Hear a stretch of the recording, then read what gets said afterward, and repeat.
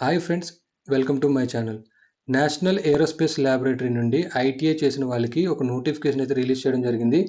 ఈ national aerospace laboratories వచ్చేసరికి మనకి సిఎస్ఐఆర్ అండర్లో అయితే ఉండడం జరుగుతుంది. అయితే మనం ప్లేస్ ఆఫ్ పోస్టింగ్ చూసుకుంటే బెంగళూరు. అలాగే ఈ notification central government notification, permanent job అండి. ఫర్ టెక్నీషియన్ పోస్టులకి అయితే ఈరోజు అఫీషియల్గా నోటిఫికేషన్ అయితే రావడం జరిగింది. అయితే అడ్వర్టైజ్మెంట్ నెంబర్ చూసుకుంటే 5/25. ఇక్కడ starting date of online application చూసుకుంటే మనకి 6వ తారీఖు 6 నెల 25 జూన్ 6 నుంచి అప్లికేషన్ అయితే స్టార్ట్ అవ్వడం జరిగింది. అలాగే లాస్ట్ డేట్ వచ్చేసరికి మనకి జూలై 10వ తారీఖు వరకు మనకి అప్లికేషన్ అయితే అవైలబుల్లో ఉండడం జరుగుతుంది. ఇక్కడ ఇంపార్టెంట్ డేట్స్ అయితే మీరు ఇక్కడ చూడగలరు. అలాగే ఇక్కడ మనం చూసుకుంటే advertisement for recruitment post of technician 1 on direct recruitment basis మీద వీళ్ళు పర్మనెంట్ పోస్టులకు నోటిఫికేషన్ అయితే ఇవ్వడం జరిగింది. ఇక్కడ మనం చూసుకుంటే టెక్నీషియన్ 1 పోస్టులకు నోటిఫికేషన్ రావడం జరిగింది. ఇక్కడ మనకి పే లెవెల్ చూసుకుంటే లెవెల్ 2. యాజ్ ఆఫ్ నౌ మీకు శాలరీ వచ్చేసరికి 38,500 ఎవ్రీ మంత్ మీకు రావడం జరుగుతుంది. ఏజ్ లిమిట్ చూసుకుంటే 28 ఇయర్స్ వరకు మీరు ఎవరైతే జనరల్ కేటగిరీస్ ఉన్నారో వాళ్ళు అప్లై చేసుకోవచ్చు. రిమైనింగ్ ఏజ్ డీటెయిల్స్ మనం పోస్ట్ వైజ్గా అయితే ఒకసారి ఈ వీడియోలో చూడగలం. ఇక్కడ మనం ఫస్ట్ పోస్ట్ చూసుకుంటే టెక్నీషియన్ 1 చూసుకుంటే 25 పోస్టులకి వేకెన్సీ అయితే రావడం జరిగింది. టెక్నీషియన్ పోస్ట్ కూడా చూసుకుంటే T101. ఈ 25 పోస్టులు మనకి ఎవరు ఎలిజిబుల్ అవుతారంటే 10th క్లాస్ మీరు విత్ సైన్స్ సబ్జెక్టులతో 10వ తరగతి పాస్ అయ్యి, అలాగే 10thలో మీకు 55% మార్క్స్ అయితే వచ్చి ఉండాలి. తర్వాత ఐటీఐ మీరు ఫిట్టర్ ట్రేడ్ చేసి ఉంటే మీరు ఈ పోస్ట్కి అయితే అప్లై చేసుకోగలరు. ఇదొక క్వాలిఫికేషన్ అయితే ఇక్కడ అడగడం జరిగింది. లేదా 10th మీరు సైన్స్ సబ్జెక్ట్స్తో 55% వచ్చి ఉండి, అలాగే 2 years full time experience as an apprentice training from a recognized institute నిన్నున్న. ఇక్కడ మీరు క్లారిటీగా ఒకటి గుర్తుపెట్టుకోండి, 10వ తరగతి సైన్స్ సబ్జెక్టులతో పాస్ అయ్యి 55% అయితే వచ్చి ఉండాలి. దాంతోపాటు ఐటీఐ సర్టిఫికేట్ ఫిటర్ చేసి ఉండాలి. లేదా 10th పాస్ అయ్యి విత్ సైన్స్ సబ్జెక్ట్స్ 55% మార్క్స్, అలాగే 2 సంవత్సరాలు full time experience as a apprentice కింద మీకు ఫిటర్ ట్రైల్లో సర్టిఫికేట్ ఉన్న మీరు ఈ పోస్ట్కి అయితే అప్లై చేసుకోగలరు. లేదా 10వ తరగతి సైన్స్ సబ్జెక్టులతో 55% మార్క్స్తో పాస్ అయ్యి 3 సంవత్సరాల వర్క్ ఎక్స్పీరియన్స్ ఇన్ ఫిట్టర్ ట్రేడ్లోని మీకు ఇక్కడ ఇచ్చిన మినిస్ట్రీస్లో ఉంటే మీరు ఈ టెక్నీషియన్ 1 T101 పోస్ట్కి అయితే అప్లై చేసుకోగలరు. అయితే ఈ ఫిట్టర్ పోస్టులు మనం చూసుకుంటే 25 పోస్టులకి వేకెన్సీ అయితే ఇవ్వడం జరిగింది. 25లో యూఆర్కి 9, ఓబీసీకి 5, ఈడబ్ల్యూఎస్కి 1, ఎస్సీకి 1, ఎస్టీకి 2 పోస్టులు అయితే ఉండడం జరిగింది. అలాగే నెక్స్ట్ మనం చూసుకుంటే టెక్నీషియన్ T102 పోస్ట్ చూసుకుందాం. ఈ పోస్ట్ వచ్చేసరికి 2 పోస్టులు అయితే ఉండడం జరిగింది. ఓబీసీకి 1, ఈడబ్ల్యూఎస్కి 1. అయితే క్వాలిఫికేషన్ మనం చూసుకుంటే సేమ్ 10th క్లాస్ విత్ మీరు సైన్స్ సబ్జెక్టులతో 10th క్లాస్ అయితే పాస్ అయి ఉండాలి. విత్ 55% మార్క్స్ అయితే 10వ తరగతిలో మీకు వచ్చి ఉండాలి. అలాగే దీనికి చూసుకుంటే ఐటీఐ వెల్డర్ చేసి ఉండాలి. ఐటీఐలో ఎవరైతే వెల్డర్ చేశారో వాళ్ళు ఈ 2 పోస్టులకి అయితే అప్లై చేసుకోగలరు. అదే నెక్స్ట్ సేమ్ క్వాలిఫికేషన్ ప్యాటర్న్ చూసుకుంటే 10th క్లాస్ సైన్స్లోని సబ్జెక్టులతో పాస్ అయ్యి 55% మీకు పర్సంటేజ్ అయితే ఖచ్చితంగా ఉండాలి. అలాగే 2 years full time experience as apprentice training కింద మీకు వెల్డర్ సర్టిఫికేట్ ఉన్న మీరు ఈ పోస్ట్కి అయితే అప్లై చేసుకోగలరు. అలాగే 10వ తరగతి దాని తర్వాత మీకు 3 years వర్క్ ఎక్స్పీరియన్స్ వెల్డర్ ట్రేడ్లో ఉంటే ఈ పోస్ట్కి అయితే మీరు అప్లై చేసుకోగలరు. అలాగే మనకి పోస్ట్ కోడ్ T103 చూసుకుంటే 3 పోస్టులు అయితే ఉండడం జరిగింది. ఓబీసీకి 1, ఎస్సీకి 1, పీడబ్ల్యూడీకి ఓహెచ్కి 1 పోస్ట్ అయితే ఉండడం జరిగింది. దీనికి కూడా సేమ్ 10వ తరగతి సైన్స్ సబ్జెక్టులతో 55% మార్క్స్తో పాస్ అయి ఉండాలి. అలాగే ఐటీఐ సర్టిఫికేట్ టర్నర్ నుంచి మీకు ఐటీఐ సర్టిఫికేట్ అయితే ఖచ్చితంగా ఉండాలి. అలాగే నెక్స్ట్ మనం పోస్ట్ కోడ్ చూసుకుంటే T104 వచ్చేసరికి 12 పోస్టులకి వేకెన్సీస్ అయితే రావడం జరిగింది. 12లో యూఆర్కి 1, ఓబీసీ 4, ఈడబ్ల్యూఎస్ 1, ఎస్సీకి 3, ఎక్స్ సర్వీస్ మ్యాన్కి వచ్చేసరికి మనకి 3 పోస్టులు రిజర్వ్ అయితే అవ్వడం జరిగింది. అయితే ఈ పోస్ట్ T104కి వచ్చేసరికి 10వ తరగతి 55% మార్క్స్ విత్ సైన్స్ సబ్జెక్ట్స్ అయితే మీరు పాస్ అయి ఉండాలి. అలాగే ఐటీఐ మనం చూసుకుంటే ఎలక్ట్రీషియన్ ట్రేడ్ నుంచి ఐటీఐ చేసి ఉంటే ఈ పోస్ట్కి అయితే మీరు అప్లై చేసుకోగలరు. ఇక్కడ నేను మెయిన్ ఫస్ట్ ఎలిజిబిలిటీ అయితే చెప్పడం జరుగుతుంది. సెకండ్ అన్నిటికీ common. Second 10th plus science subjects అయితే చేసి ఉండాలి. 55 మార్క్స్ పర్సంటేజ్ 10వ తరగతిలో. అలాగే 2 years full time experience apprentice training కింద ఉన్నా కూడా మీరు ఈ పోస్ట్కి అప్లై చేసుకోగలరు. అలాగే నెక్స్ట్ T105 పోస్ట్ కోడ్ చూసుకుంటే 8 పోస్టులు అయితే ఉండడం జరిగింది. ఇందులో యూఆర్కి 1, ఓబీసీకి 2, ఈడబ్ల్యూఎస్కి 1, ఎస్సీకి 3 పోస్టులు అయితే ఉండడం జరిగింది. దీనికి మనం చూసుకుంటే 10th 55% మార్క్స్తో పాస్ అయి ఉండాలి. అలాగే ఐటీఐ మెషినిస్ట్ ట్రేడ్ చేసి ఉంటే మీరు ఈ పోస్ట్కి అయితే ఎలిజిబిలిటీ అవడం జరుగుతుంది. అలాగే నెక్స్ట్ పోస్ట్ T106 చూసుకుంటే 4 పోస్టులకి వేకెన్సీస్ అయితే రావడం జరిగింది. యూఆర్కి 2, ఎస్సీకి 1, ESM X service man OBC కేటగిరీకి ఒక పోస్ట్ అయితే ఉండడం జరిగింది. దీనిలో 10వ తరగతి మీకు 55% పాస్ అయి ఉండాలి. అలాగే ఐటీఐ మనం information communication technology system maintenance నుంచి మీకు ఐటీఐ సర్టిఫికేట్ అయితే ఉండాలి. అలాగే నెక్స్ట్ మనం చూసుకుంటే T107 ఇది మనకి ఒక పోస్ట్ అయితే ఉండడం జరిగింది యూఆర్కి. దీనికి వచ్చేసరికి 10th క్లాస్లో మీకు 55% మార్క్స్ అయితే పర్సంటేజ్ అయితే వచ్చి ఉండాలి. అలాగే ఐటీఐ మనం చూసుకుంటే ఎవరైతే ఎలక్ట్రానిక్స్ అండ్ ఇన్స్ట్రుమెంటేషన్ ట్రైన్ నుంచి ఐటీఐ చేశారో వాళ్ళు ఈ పోస్ట్కి అయితే అప్లై చేసుకోగలరు. అలాగే నెక్స్ట్ T108 చూసుకుంటే ఒక పోస్ట్ ఓబీసీకి అయితే ఉండడం జరిగింది. 10th 55% మార్క్స్తోని. అలాగే ఐటీఐ మెకానికల్ ట్రేడ్ నుంచి మీరు ఐటీఐ అయితే చేసి ఉండాలి. అలాగే నెక్స్ట్ T109 చూసుకుంటే 11 పోస్టులు వేకెన్సీ రావడం జరిగింది. ఇందులో మనకి యూఆర్కి 3, ఓబీసీకి 4, ఈడబ్ల్యూఎస్కి 1, ఎస్సీకి 2 పోస్టులకు నోటిఫికేషన్ అయితే ఇవ్వడం జరిగింది. ఎస్టీకి ఒక పోస్టు. అయితే దీనికి 10th ప్లస్ 55% మీకు 10thలోని పర్సంటేజ్ వచ్చి ఉండాలి. అలాగే ఐటీ ఎవరైతే ఎలక్ట్రానిక్స్ ట్రేడ్ చేశారో వాళ్ళు ఈ పోస్ట్కి అయితే అప్లై చేసుకోగలరు. అలాగే నెక్స్ట్ మనం చూసుకుంటే టెక్నీషియన్ T110 5 పోస్టులకి వేకెన్సీ ఇవ్వడం జరిగింది. ఓబీసీ 2, ఈడబ్ల్యూఎస్ 2, ఎస్సీకి ఒక పోస్ట్ అయితే ఉండడం జరిగింది. 10th 55%తో మీకు పాస్ అయి ఉండాలి. అలాగే ఐటీఐలో మీరు డ్రాఫ్ట్ మ్యాన్ మెకానికల్ నుంచి ఐటీఐ చేసి ఉండాలి. అలాగే నెక్స్ట్ మనం చూసుకుంటే టెక్నీషియన్ 1 T111 చూసుకుంటే ఒక పోస్ట్ ఇయర్కి అయితే ఉండడం జరిగింది. దీనికి 10th ప్లస్ 55% అయితే మీకు 10వ తరగతిలో వచ్చి ఉండాలి. ఐటీఐ మనకు ల్యాబొరేటరీ అసిస్టెంట్ కెమికల్ ప్లాంట్ నుంచి ట్రేడ్ అయితే ఖచ్చితంగా సర్టిఫికేట్ మీకు ఉండడం జరుగుతుంది. ఈ క్వాలిఫికేషన్ 10th క్లాస్ ఏదైతే ఉందో 10th మీరు సైన్స్ సబ్జెక్టులతో అయితే చేసి ఉండాలి. అలాగే 10th 55% మీకు మార్క్స్ అయితే ఖచ్చితంగా ఉండాలి. ఇది ప్రతి పోస్ట్కి కామన్ పాయింట్. ట్రేడ్స్ మనం చూసుకుంటే ఒక్కొక్క పోస్ట్కి ఒక్కొక్క ట్రేడ్ డిఫరెంట్గా ఇక్కడ అడగడం జరిగింది. అలాగే ఇప్పుడు నెక్స్ట్ మనం T112 చూసుకుంటే 2 పోస్టులు అయితే ఉండడం జరిగింది. ఒకటి ఓబీసీకి, ఇంకొకటి చూసుకుంటే పీడబ్ల్యూడి క్యాండిడేట్స్కి. దీనికి మనం చూసుకుంటే 10వ తరగతి 55% పాస్ అయి ఉండాలి. ఐటీఐ ఎవరైతే ఇన్స్ట్రుమెంట్ మెకానిక్ ట్రేడ్ చేశారో వాళ్ళు ఈ పోస్ట్కి అయితే అప్లై చేసుకోగలరు. అలాగే T113 2 పోస్టులు అయితే ఉండడం జరిగింది. ఎస్సీకి 1, ఎస్టీకి 1, 10th ప్లస్ 55% మార్క్స్తో మీరు పాస్ అయి ఉండాలి. అలాగే ఎవరైతే ఐటీఐలో కోపా ట్రేడ్ చేశారో కంప్యూటర్ ఆపరేటింగ్ ప్రోగ్రామ్ అసిస్టెంట్ చేశారో లేదా ఐటీ ఇన్ఫర్మేషన్ టెక్నాలజీ లేదా కంప్యూటర్ సైన్స్ చేశారో వాళ్ళు ఈ పోస్టులకి అయితే అప్లై చేసుకోగలరు. అలాగే మనకి T114 చూసుకుంటే ఒక పోస్ట్ ఓబీసీకి అయితే ఉండడం జరిగింది. దీనికి 10వ తరగతి ప్లస్ 55% మార్క్స్. ఐటీఐలో మనకి మోటార్ మెకానిక్ ట్రేడ్ నుంచి సర్టిఫికేట్ అయితే ఖచ్చితంగా ఉండాలి. అలాగే నెక్స్ట్ మనం T115 చూసుకుంటే ఒక పోస్ట్ స్పోర్ట్స్ ఓబీసీకి అయితే ఉండడం జరిగింది. 10వ తరగతి 55%తో మార్కులతో పాస్ అయి ఉండాలి. అలాగే ఐటీఐ మనకి ఎలక్ట్రోప్లేటర్ సర్టిఫికేట్ అయితే ఖచ్చితంగా ఉండాలి. నెక్స్ట్ మనం పోస్ట్ కోడ్ చూసుకుంటే T116 ఎస్టీకి ఒక పోస్ట్ అయితే ఉండడం జరిగింది. 10వ తరగతి 55%తో పాస్ అయి ఉండాలి. అలాగే ఐటీఐ పెయింటర్ ట్రేడ్ చేసి ఉండాలి. పెయింటర్ జనరల్ ట్రేడ్ చేసి మీరు ఉంటే ఈ పోస్ట్కి అయితే అప్లై చేసుకోగలరు. అలాగే నెక్స్ట్ పోస్ట్ మనం చూసుకుంటే T117 post code ex service man UR కేటగిరీకి ఒక పోస్ట్ అయితే ఉండడం జరిగింది. 10వ తరగతి 55% మార్క్స్తో పాస్ అయి ఉండాలి. అలాగే షీట్ మెటల్ ఐటీఐలో ఎవరైతే షీట్ మెటల్ ఉన్నారో వాళ్ళు ఈ ట్రేడ్కి అయితే అప్లై చేసుకోగలరు. అలాగే నెక్స్ట్ టెక్నీషియన్ మనం చూసుకుంటే T118 ఒక పోస్ట్ అయితే ఉండడం జరిగింది. ఈడబ్ల్యూఎస్ కేటగిరీకి. ఇది 10th క్లాస్ మనం విత్ 55% మార్క్స్తో పాస్ అయ్యి అలాగే మనకి ఐటీఐ హౌస్ కీపర్ సర్టిఫికేట్ అయితే ఉండాలి. అలాగే నెక్స్ట్ మనం పోస్ట్ కోడ్ చూసుకుంటే T119 ఒకటి ఓబీసీకి అయితే ఒక పోస్ట్ ఉండడం జరిగింది. 10వ తరగతి 55% మార్క్స్తో పాస్ అయ్యి ఐటీఐ మనకి catering and hospitality assistant certificate అయితే పొంది ఉండాలి. అలాగే టెక్నీషియన్ T120 పోస్ట్ కోడ్ చూసుకుంటే ఒక పోస్ట్ ఇయర్కి అయితే ఉండడం జరిగింది.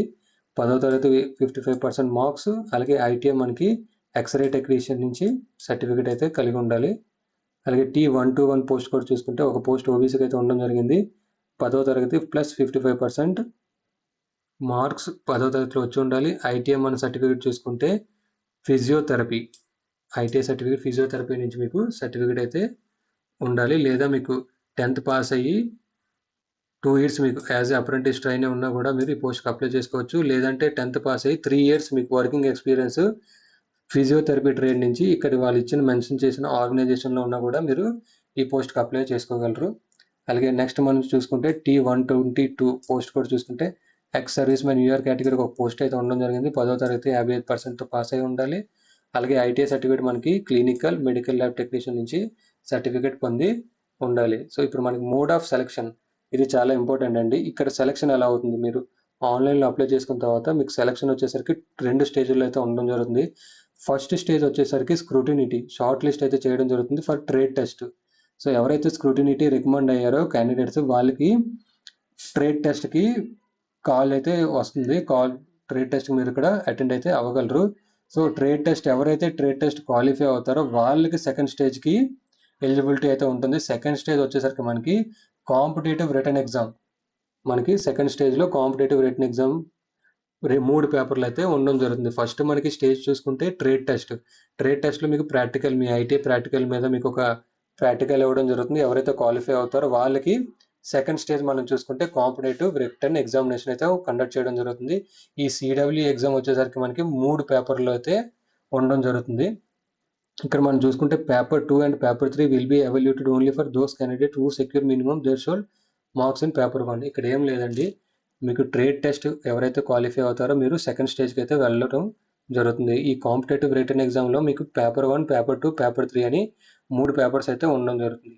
ఎవరైతే పేపర్ 1 మినిమం క్వాలిఫికేషన్ మినిమం మార్క్స్తో పాస్ అవుతారో వాళ్ళకి మాత్రమే పేపర్ 2, పేపర్ 3 అనేది వాళ్ళు ఎవాల్యుయేట్ చేయడం జరుగుతుంది. సో పేపర్ 1లో మీకు మినిమం మార్క్స్ అయితే ఖచ్చితంగా మీకు రావాలి. సో ఇక్కడ నెక్స్ట్ పాయింట్ మనం చూసుకుంటే ది ఫైనల్ మెరిట్ లిస్ట్ మనకు వచ్చేసరికి పేపర్ 2, పేపర్ 3 మార్క్స్ మీద వాళ్ళు ఫైనల్ మెరిట్ లిస్ట్ అయితే ప్రిపేర్ చేయడం జరుగుతుంది. ఇక్కడ మనం చూసుకుంటే స్టేజ్ 1 ట్రేడ్ టెస్ట్. ఎవరైతే ట్రేడ్ టెస్ట్కి ఎలిజిబుల్ అవుతారో వాళ్ళు ప్రాక్టికల్ ఎగ్జామ్ అటెండ్ అయ్యి పాస్ అయిన తర్వాత మీకు స్టేజ్ 2లో కాంపిటేటివ్ రిటన్ ఎగ్జామినేషన్ ఉంటుంది. అయితే ఇక్కడ ఈ కాంపిటేటివ్ రిటన్ ఎగ్జామ్ అనేది ఓఎంఆర్ బేస్ అయినా మీకు ఉండొచ్చు, అంటే ఆఫ్లైన్లోనే ఉండొచ్చు లేదా కంప్యూటర్ బేస్ ఆన్లైన్లోనైనా ఉండొచ్చు. ఇది మీకు ఆల్ టికెట్ వచ్చాక మీకు వాళ్ళు ఆల్ టికెట్లు అయితే మెన్షన్ చేయడం జరుగుతుంది. అయితే మీడియం ఆఫ్ క్వశ్చన్స్ మన ఇక్కడ క్వశ్చన్స్ చూసుకుంటే ఓన్లీ ఇంగ్లీష్ అండ్ హిందీలో మాత్రమే అడగడం జరుగుతుంది. ఇంక ఎటువంటి లాంగ్వేజ్లో కూడా మనకి క్వశ్చన్ పేపర్ అయితే ఉండదు. అది కూడా మీరు ఇక్కడ గమనించగలరు. స్టాండర్డ్ ఆఫ్ ఎగ్జామ్ ఈ పేపర్ లెవెల్ వచ్చేసరికి మీ 10th క్లాస్ ఐటీఐ లెవెల్ మీద మీకు క్వశ్చన్ పేపర్ అయితే రావడం జరుగుతుంది. అలాగే క్వశ్చన్స్ చూసుకుంటే మనకి 150 క్వశ్చన్లకి క్వశ్చన్ పేపర్ ఉండడం జరుగుతుంది. అలాగే టైం మనం చూసుకుంటే 2.5 hours మీకు టైం అయితే వాళ్ళు ప్రొవైడ్ చేయడం జరుగుతుంది. అయితే ఈ 3 పార్ట్లు మనం చూద్దాం. పేపర్ 1లో మీకు మెంటల్ అబిలిటీ టెస్ట్ అని ఒక 50 మార్కులకి 50 క్వశ్చన్లకి పేపర్ అయితే ఉంటుంది. ఈ మెంటల్ అబిలిటీ టెస్ట్లో మనం చూసుకుంటే general intelligence, quantitative aptitude, reasoning, problem solving, situational judgements ఇవన్నీ టాపిక్స్ నుంచి మీకు ఈ పేపర్లో 50 క్వశ్చన్లు అయితే రావడం జరుగుతుంది. సో ఒక్కొక్క క్వశ్చన్కి 2 మార్కులు. సో 100 మార్కులకి మీకు ఈ పేపర్ అయితే ఉండడం జరుగుతుంది. ఈ పేపర్ 1లో ఎటువంటి నెగిటివ్ మార్కింగ్ అయితే లేదండి. అది కూడా వాళ్ళు ఇక్కడ మెన్షన్ చేసింది there will be no negative mark in this paper. So ఎటువంటి నెగిటివ్ మార్కింగ్ కూడా లేదు. అది కూడా మీరు ఇక్కడ గమనించగలరు. సో ఈ పేపర్ మీద బేస్ చేసుకునే వాళ్ళు ఇక్కడ మన పేపర్ 2, పేపర్ 3 అనేది ఎవాల్యుయేట్ చేయడం జరుగుతుంది. సో ఇందులో మనకి మినిమం మార్క్స్ వస్తే మనకి పేపర్ 2, పేపర్ 3 అయితే వాళ్ళు ఎవాల్యుయేట్ చేయడం జరుగుతుంది. సో పేపర్ 1 అయిన తర్వాత పేపర్ 2లో మనం చూసుకుంటే జనరల్ అవాన్సెస్ నుంచి 25 క్వశ్చన్లు, ఇంగ్లీష్ లాంగ్వేజ్ నుంచి 25 క్వశ్చన్లు అయితే రావడం జరుగుతుంది. ఈచ్ క్వశ్చన్ ఇన్ 3 మార్క్స్కి మీకు ఉండడం జరుగుతుంది. So 25 into 3 75 marks. అలాగే ఇంగ్లీష్ 25 into 3 75 మార్క్స్కి క్వశ్చన్ పేపర్ అయితే రావడం జరుగుతుంది. ఇక్కడ మనం ఈ పేపర్ 2లో చూసుకుంటే 1 negative mark for 1 every wrong answer. మీరు ఒక్క క్వశ్చన్ రాంగ్ పెడితే ఒక ఆన్సర్ అయితే ఒక మార్క్ మీకు డిడక్ట్ అయితే అవడం జరుగుతుంది. సో ఈ స్టేజ్లో నెగిటివ్ మార్కింగ్ అయితే ఉంది. అది కూడా మీరు ఇక్కడ గమనించగలరు. అలాగే పేపర్ 3 మనం చూసుకుంటే కన్సర్న్ సబ్జెక్ట్, మీరు ఐటీ ఫిట్టర్ కానీ, ఎలక్ట్రానిక్స్ కానీ, వెల్డర్ కానీ, పెయింటర్ కానీ, మీరు ఏ ట్రేడ్ నుంచి అయితే మీరు అప్లై చేశారో ఆ ట్రేడ్ మీద మీకు 50 క్వశ్చన్లు అయితే క్వశ్చన్ పేపర్లో అడగడం జరుగుతుంది. సో ఈచ్ క్వశ్చన్కి వచ్చేసరికి 150 150 మార్క్స్. ఈచ్ క్వశ్చన్ వచ్చేసరికి 3 మార్క్స్. 50 into 3 150 మార్క్స్కి ఈ పేపర్ 3 క్వశ్చన్ పేపర్ అయితే రావడం జరుగుతుంది. ఇందులో కూడా మనకి 1 నెగిటివ్ మార్కింగ్ అయితే ఉంటుంది. ఒక క్వశ్చన్ మీకు రాంగ్ పెడితే ఒక మార్క్ అయితే మీకు డిటెక్ట్ అయితే అవడం జరుగుతుంది. సో వాళ్ళు ఇక్కడ మెన్షన్ చేసినట్టు టోటల్ 150 క్వశ్చన్స్ అయితే ఇక్కడ మనకి రావడం జరిగింది. పేపర్ 1లో 50, పేపర్ 2లోని 50, పేపర్ 3లోని 50, టోటల్ 150 క్వశ్చన్స్ మనకి ఇక్కడ రావడం జరుగుతుంది. అలాగే ఇక్కడ మనం చూసుకుంటే మరొక ఇంపార్టెంట్ విషయం, the date, time and venue of trade test and return examination will B intimated well in time on to candidates through CSIR NAL website as well as through candidates email ID.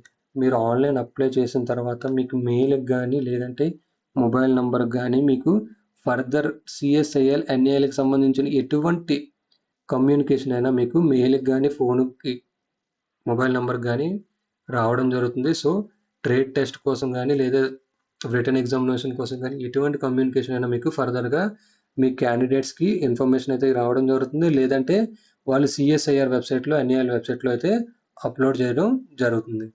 అలాగే main important topics మనం చూసుకుంటే ఇక్కడ మీకు date of birth మనకి 10th class అయితే consider చేయడం జరుగుతుంది. Date of birth certificate ఎవరికైతే లేదో వాళ్ళకి మెట్రికులేషన్ సర్టిఫికేట్ ఉంటే 10th క్లాస్ సర్టిఫికేట్ ఉంటే డేట్ ఆఫ్ బర్త్ సర్టిఫికేట్ కింద వాళ్ళు కన్సిడర్ చేయడం జరుగుతుంది.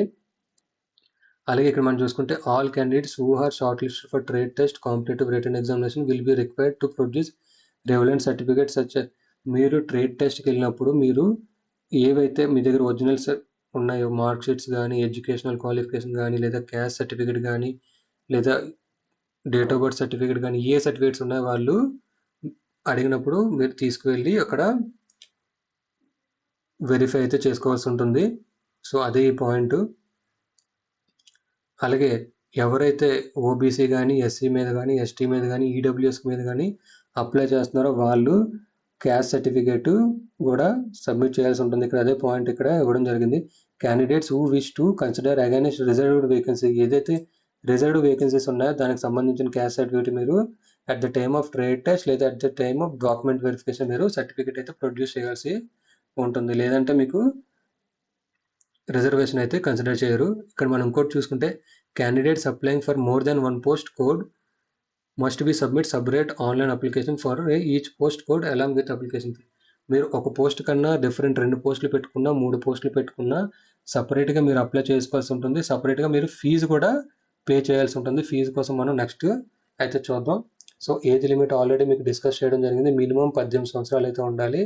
అలాగే మ్యాక్సిమం ఎవరైతే జనరల్ కేటగిరీస్ ఉన్నారో వాళ్ళు 28 సంవత్సరాల లోపు ఈ పోస్టులకు అప్లై చేసుకోగలరు. అలాగే ఎవరైతే CSIRకి సంబంధించిన డిపార్ట్మెంటల్ క్యాండిడేట్స్ ఉన్నారో వాళ్ళకి 5 years రిలాక్సిబుల్ అయితే ఇవ్వడం జరిగింది. వాళ్ళు కాకుండా SC ST క్యాండిడేట్స్కి 5 సంవత్సరాలు రిలాక్సిబుల్ అయితే ఇవ్వడం జరిగింది. సో 28 కాబట్టి 28 + 5 33 years వరకు SC ST క్యాండిడేట్స్ అప్లై చేసుకోగలరు. అలాగే 28 + 3 OBC క్యాండిడేట్స్ 31 years వరకు ఈ పైన ఉన్న పోస్టులకి అయితే అప్లై చేసుకోగలరు. అది కూడా మీరు ఇక్కడ గమనించగలరు. సో ఇంపార్టెంట్ పాయింట్స్ మాత్రం నేను ఇక్కడ ఈ వీడియోలో అయితే కవర్ చేయడం జరుగుతుంది.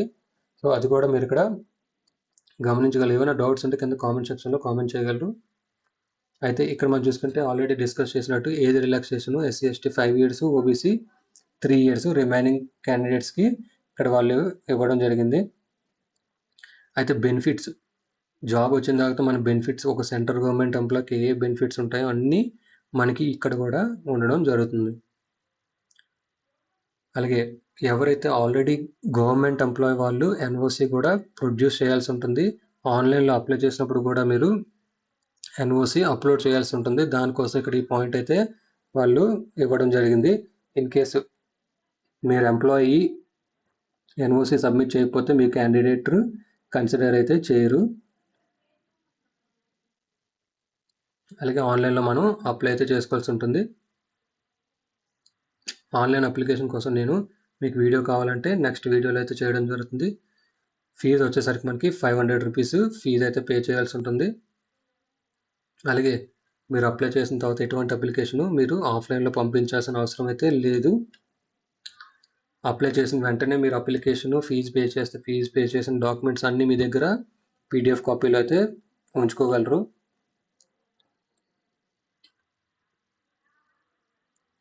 ఇక్కడ మనం చూసుకుంటే 500 rupees ఫీజు అయితే మనకి పే చేయాల్సి ఉంటుంది. సో ఇది CSIR NALకి సంబంధించిన నోటిఫికేషన్. ఈ వీడియో కనుక మీకు నచ్చినట్టయితే లైక్ చేసి షేర్ చేయండి. అలాగే నా ఛానల్ ఎవరైనా సబ్స్క్రైబ్ చేసుకోకపోతే సబ్స్క్రైబ్ చేసుకోండి.